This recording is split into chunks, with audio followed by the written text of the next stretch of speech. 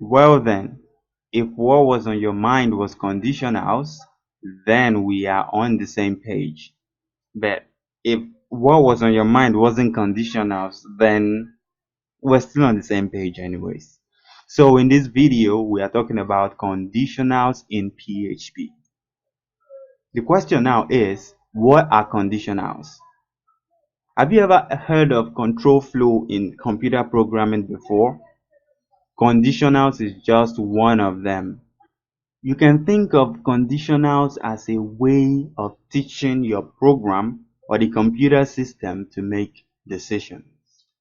Okay, so we are saying you are going to supply some conditions to your computer system and then teach the system through the code how to make decisions based off of these conditions. In PHP, we have three conditionals.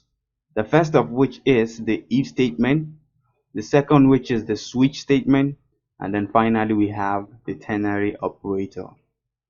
In coming video tutorials, we are going to work with each and every one of these conditionals. I hope you are ready. Without wasting much time, let's get started.